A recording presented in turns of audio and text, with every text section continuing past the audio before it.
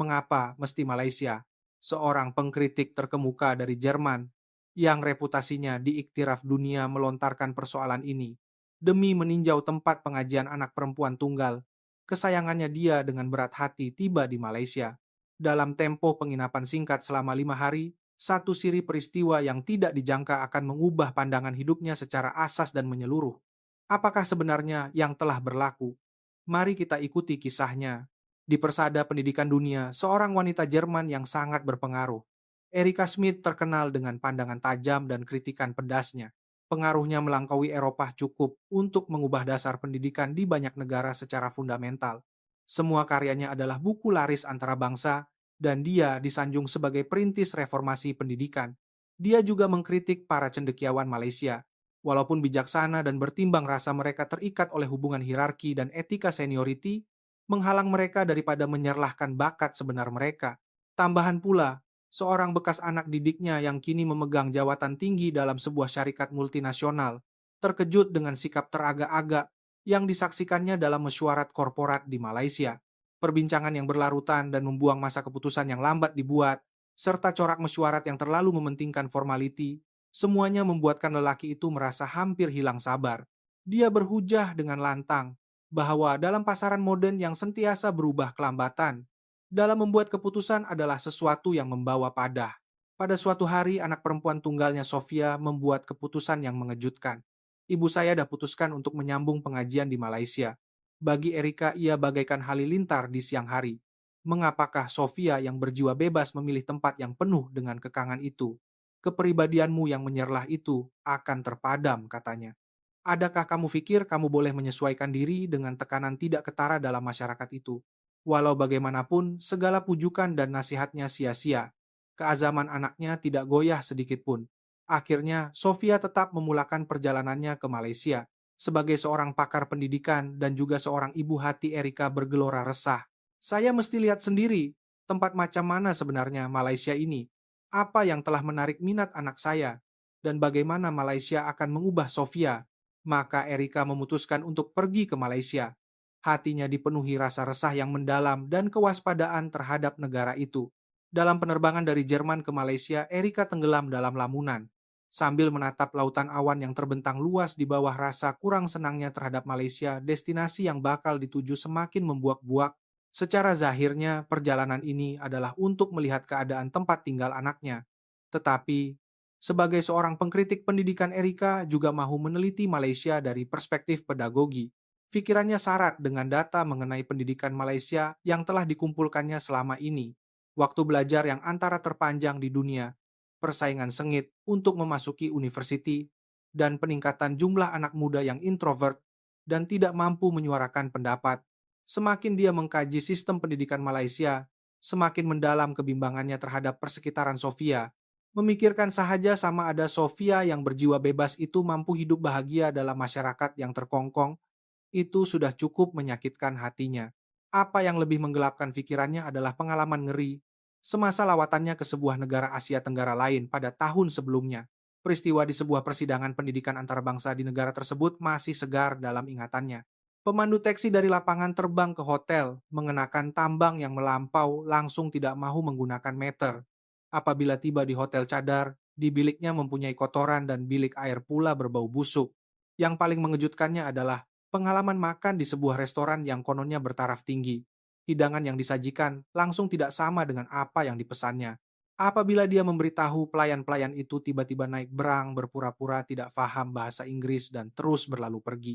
Siri pengalaman ini telah menanamkan stereotip dalam pikirannya, beginilah Asia. Asia tetaplah Asia. Walaupun ada sedikit perbezaan luaran, hakikatnya semuanya sama sahaja. Seolah-olah untuk mengukuhkan lagi prasangkanya, seorang ahli perniagaan yang duduk di sebelahnya mula bercerita tentang pengalaman perniagaannya di Malaysia. Dalam mesyuarat tiada siapa yang akan bercakap jujur. Satu keputusan mengambil masa berminggu-minggu. Kononnya mahu mengglobal, tetapi sebenarnya mentaliti mereka masih terperuk. Tiada apa yang lebih membuang masa daripada mesyuarat di sana. Mendengar kata-kata itu, Erika mengangguk perlahan. Nampaknya teori aku betul. Malaysia memang sebuah tempat yang sangat tidak cekap. Apabila pengumuman pendaratan pesawat kedengaran pemandangan Kuala Lumpur terbentang di luar tingkap, Deretan bangunan pencakar langit kelabu, kawasan perumahan yang kelihatan tidak teratur, dan kepadatan yang menyesakkan. Kehijauan semula jadi sangat kurang. Pemandangan itu membuatnya berkerut dahi. Dalam persekitaran yang hambar sebegini, mustahil untuk memupuk insan yang berperi kemanusiaan dan berjiwa seni.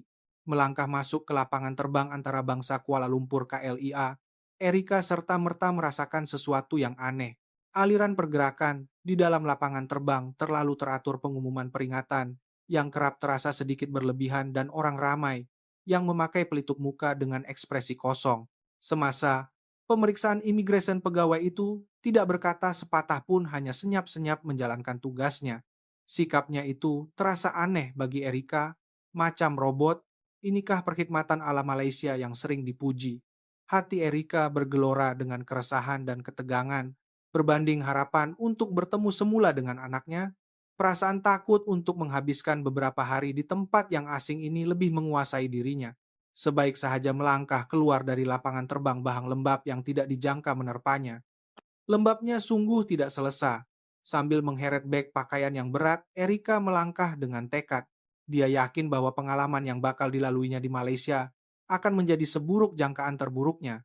Namun pemandangan Kuala Lumpur dari dalam kereta menuju ke hotel berbeza daripada imajinasinya. Tiada pemandangan sesak dan tidak teratur seperti negara Asia Tenggara yang pernah dilawatinya sebelum ini. Sebaliknya, bangunan-bangunan modern yang tersergam indah dan jalan-jalan raya yang dihiasi pepohon rendang dijaga dengan baik. Erika terkejut dengan pemandangan itu. Setibanya di hotel, apa yang berlaku di pintu masuk lebih membingungkannya.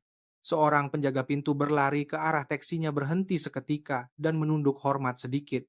Apabila dia keluar dari kereta, seorang lagi petugas dengan pantas mengambil bagasinya dan berkata dalam bahasa Inggris yang fasih, "Selamat datang, Puan." Mesti Puan penat. Pandangan matanya menunjukkan layanan mesra yang tulus, bukan sekadar layanan mekanikal karena tuntutan kerja. Proses daftar masuk di kaunter juga di luar jangkaan. Petugas kaunter berkata dengan sebutan yang sempurna, "Puan Smith, selamat datang ke hotel kami." Erika yang namanya sering salah disebut oleh orang asing sangat kagum. Dan yang paling mengejutkannya ialah petugas itu seolah-olah dapat membaca pikirannya dan memberikan maklumat yang diperlukannya sebelum dia sempat bertanya. Semua persoalan yang terlintas di pikirannya terjawab sebelum dia sempat menyuarakannya. Adakah ini sekadar prosedur operasi standar yang terlatih? Atau hati Erika mulai diselubungi sedikit keraguan.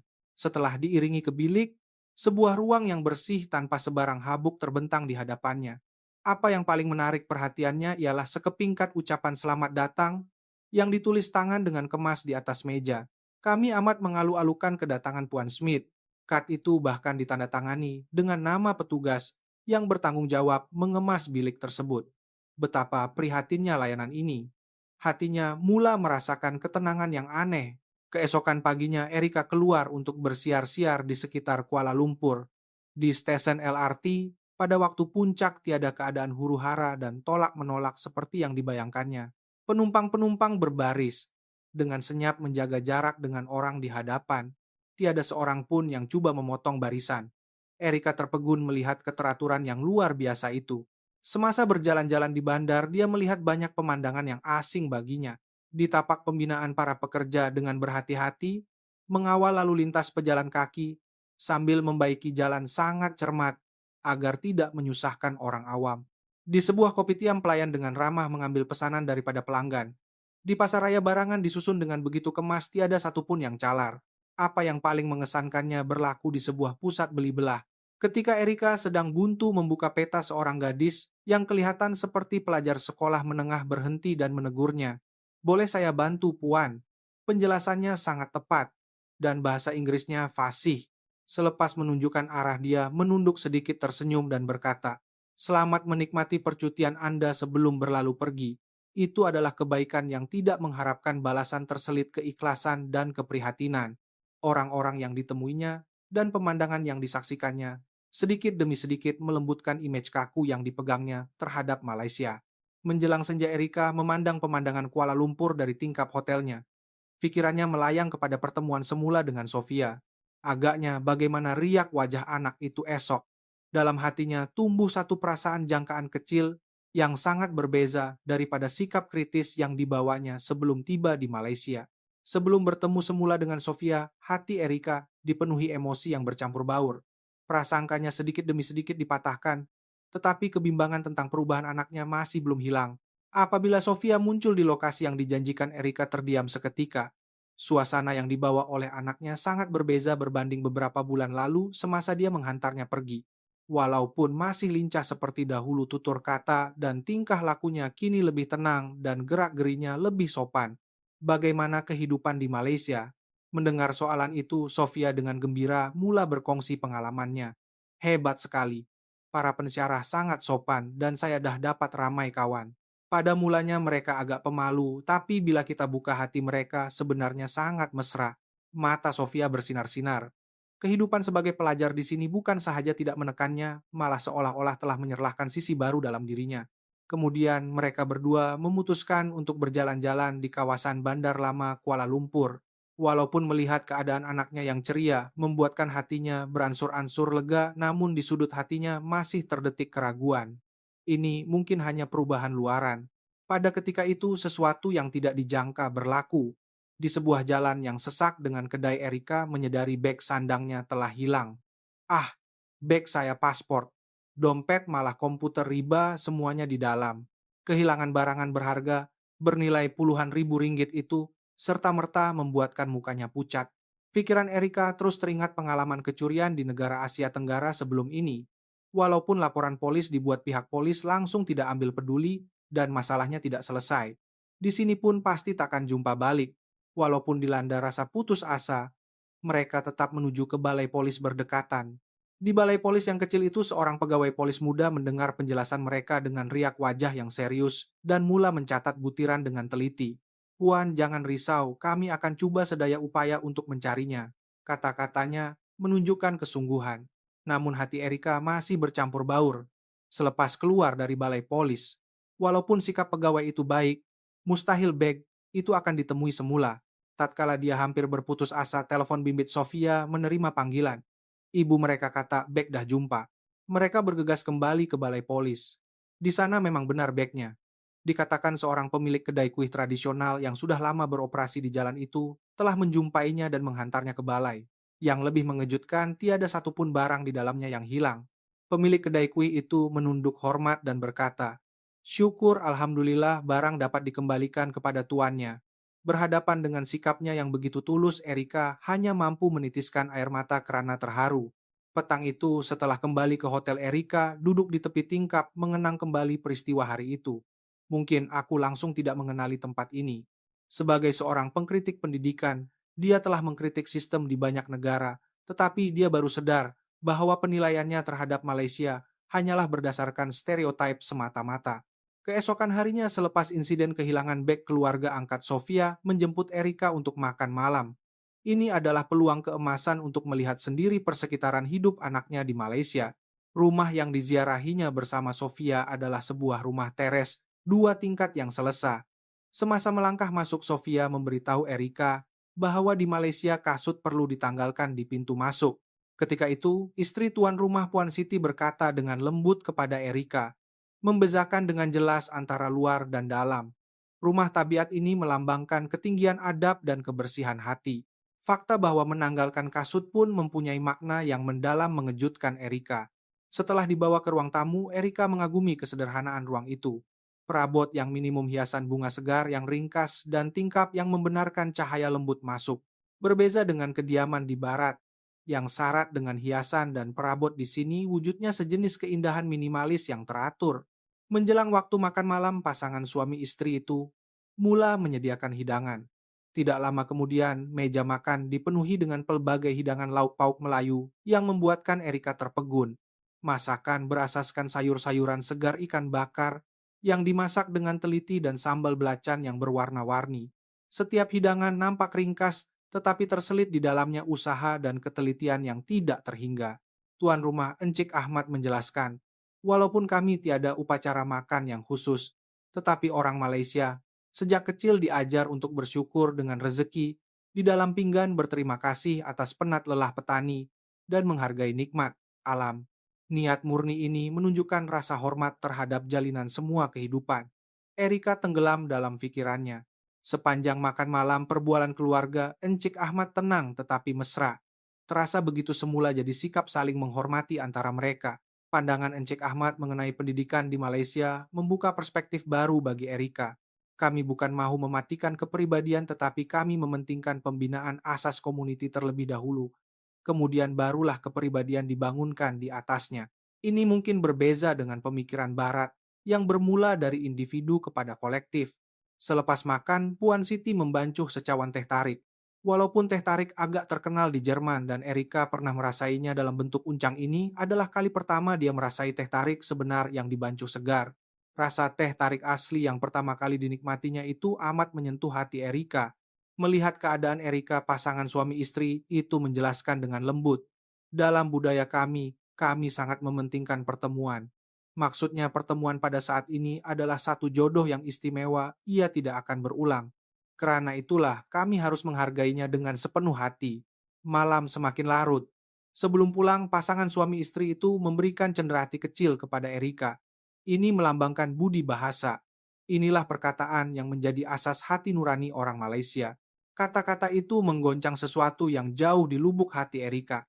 Kembali ke hotel, sambil menatap pemandangan malam Kuala Lumpur, di luar tingkap hati Erika dilanda badai yang tenang. Aku langsung tidak mengenali tempat ini. Tekanan konformiti dan formalisme yang pernah dikritiknya di sebaliknya. Tersimpan budi bahasa yang mendalam dan keprihatinan yang halus terhadap orang lain. Itu mungkin bukan penindasan kepribadian, tetapi kearifan untuk hidup bersama dalam keharmonian. Erika membuka buku catatannya dan menulis penemuan barunya sehingga larut malam. Dia merasakan asas teori pendidikannya sedang perlahan-lahan tetapi pasti mengalami perubahan. Pada suatu hari, menjelang akhir penginapannya di Malaysia, ibu dan anak itu melawat Melaka. Semasa melawat kuil-kuil bersejarah dan taman-taman yang penuh dengan pesona kota lama, hatinya menjadi semakin tenang dari hari ke hari. Suasana sunyi di tapak bersejarah, keindahan tersembunyi, taman-taman tradisional dan makna mendalam di sebalik lanskap yang hanya menggunakan bukit buatan dan kolam untuk melambangkan alam semula. Jadi semuanya menenangkan hati. Erika, Malaysia ini jauh berbeza daripada apa yang aku sangkakan. Sambil menatap bayang-bayang kota Afamosa di bawah cahaya matahari terbenam, Erika meluahkan isi hatinya kepada Sofia. Tekanan konformiti yang pernah aku kritik sebenarnya adalah keprihatinan yang mendalam terhadap orang lain. Penindasan kepribadian yang aku anggap dulu sebenarnya adalah kearifan untuk hidup bersama dalam keharmonian. Sejurus sebelum menaiki kereta api ETS untuk pulang, satu insiden yang tidak dijangka berlaku. Disebabkan kesilapan tempahan tempat duduk mereka tidak dapat disahkan. Jika dalam keadaan biasa, Erika pasti akan hilang sabar. Tetapi kali ini dia berbeza, tidak mengapa, pasti ada jalan penyelesaian yang baik. Dia menjelaskan keadaan kepada kaki tangan bertugas. Kaki tangan itu menunduk hormat dan dengan pantas menguruskan hal mereka. Kami akan memberikan keutamaan kepada Puan untuk menaiki kereta api seterusnya. Hanya dalam masa 15 menit mereka telah diberikan tempat duduk yang selesa di barisan hadapan. Saat kereta api mula bergerak meninggalkan Melaka, mata Erika berlinangan air mata. Kejujuran dan keprihatinan rakyat di negara ini adalah tulen. Pada malam terakhir di Kuala Lumpur, semasa mengucapkan selamat tinggal kepada Sofia, Erika menggenggam erat tangan anaknya. Sofia ibu langsung tidak mengenali Malaysia sebelum ini. Ibu hanya membuat penilaian berdasarkan maklumat luaran dan melontarkan kritikan yang penuh prasangka. Ibu benar-benar malu. Sekarang ibu sangat berterima kasih karena kamu memilih tempat yang indah ini. Kembali ke hotel, Erika duduk di tepi tingkap menatap pemandangan malam Kuala Lumpur dengan 1001 pikiran. Esok dia akan pulang, tetapi hatinya sudah mengimpikan lawatan seterusnya. Dia merasakan masih terlalu banyak yang perlu dipelajarinya dari tempat ini. Sekembalinya ke Jerman, mata Erika bersinar dengan cahaya yang belum pernah dilihat sebelumnya. Sebaik sahaja melangkah masuk ke bilik penyelidikannya di universiti, rakan-rakan sekerjanya menyadari perubahannya. Erika, apa yang telah berlaku Aura? Kamu sangat berbeza. Dia duduk di mejanya dan tersenyum tenang. Selama ini, aku telah salah paham tentang Malaysia. Petang itu Erika menyerahkan sebuah makalah yang ditulis berdasarkan pengalamannya di Malaysia kepada ketua jabatannya. Makalah yang bertajuk Keharmonian dalam kepelbagaian itu kandungannya 180 darjah berbeza daripada kritikannya terhadap Malaysia selama ini. Ketua jabatan yang selesai membaca makalah itu segera menganjurkan sebuah syarahan khas.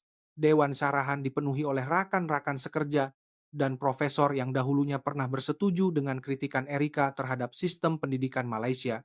Sekian lama kita hanya melihat permukaan negara yang bernama Malaysia Erika memulakan bicaranya. Semangat muafakat bukanlah untuk mematikan kepribadian, tetapi adalah kearifan untuk hidup bersama secara harmoni dalam kepelbagaian personality. Perbezaan antara berlapik dan berterus terang bukanlah ketidakjujuran, tetapi adalah keprihatinan yang halus untuk melancarkan hubungan sesama manusia. Budi bahasa yang dijunjung tinggi oleh rakyat Malaysia adalah budaya keprihatinan yang tulen dan tidak mengharapkan balasan. Seorang profesor yang dahulunya bersetuju dengan Erika bahwa dunia akademik Malaysia bersifat tertutup, bertanya dengan riak wajah malu. Jadi bagaimana sepatutnya kita memahami budaya Malaysia dengan betul? Erika menjawab dengan ekspresi tulus kita. Di Barat cenderung melihat individu dan kolektif sebagai entiti yang bertentangan. Tetapi di Malaysia, mereka telah menemui cara untuk memanfaatkan kepribadian dalam sebuah kelompok. Selepas syarahan berakhir, ramai rakan sekerjanya mula merancang lawatan sambil belajar ke Malaysia. Orang yang mendengar syarahan Erika mula menaruh minat terhadap Malaysia dan gelombang ini secara beransur-ansur merebak ke seluruh fakulti. Perubahan Erika bukan sahaja memberi kesan di dalam universiti. Dalam mesyuarat di Kementerian Pendidikan, teorinya mengenai pendidikan Malaysia turut mendapat sambutan hangat, malah mempengaruhi penilaian semula program pertukaran pendidikan antara bangsa. Negara Malaysia selain kekuatan ekonomi dan teknologinya yang zahir, kekayaan dalaman dan keharmonian masyarakatnya boleh menjadi teladan kepada dunia. Kata-katanya di hadapan para pegawai kerajaan itu dilaporkan oleh banyak media. Pada suatu malam, Erika sedang membuat panggilan video dengan Sofia di Malaysia. Di belakang anaknya kelihatan pemandangan indah bunga raya yang sedang mekar. Ibu, lihatlah pemandangan ini. Keindahan tempat ini tidak dapat diungkapkan dengan kata-kata. Erika mengangguk perlahan. Malaysia adalah sebuah tempat yang istimewa. Ketika dunia dilanda huru-hara nilai keprihatinan terhadap sesama insan keharmonian dengan alam semula, jadi serta kesepaduan antara tradisi dan inovasi yang dijunjung oleh Malaysia, mungkin sedang menerangi jalan yang harus dituju oleh umat manusia. Karya Erika Keharmonian dalam Kepelbagaian menjadi buku laris di seluruh dunia dan mencetuskan gelombang besar dalam dunia pendidikan Eropa. Perubahan pandangan seorang pengkritik pendidikan terkemuka menjadi pencetus bagi ramai pendidik untuk menilai semula budaya Malaysia. Sebuah film dokumentari yang diadaptasi daripada pengalaman pribadinya Malaysia sebenar yang saya temui memenangi anugerah emas di sebuah festival film antarabangsa. Insiden kehilangan beg di dalamnya sebagai simbol kejujuran telah menyentuh hati jutaan penonton. Sofia yang turut terpengaruh oleh ibunya berjaya memperoleh ijazah dengan tesis bertemakan Gabungan Falsafah Pendidikan Timur dan Barat. Kini dia aktif berkhidmat di sebuah institusi pendidikan antarabangsa. Kisah ini digunakan secara meluas sebagai bahan pengajaran untuk pemahaman silang budaya. Dan ia juga menjadi pendorong bagi rakyat Malaysia sendiri untuk menghargai semula nilai budaya tempatan mereka. Dalam zaman yang penuh perpecahan ini, keharmonian dalam kepelbagaian, inti pati Malaysia yang ditemui oleh Erika dan Sofia pastinya akan terus mencetuskan revolusi senyap di dalam hati ramai orang.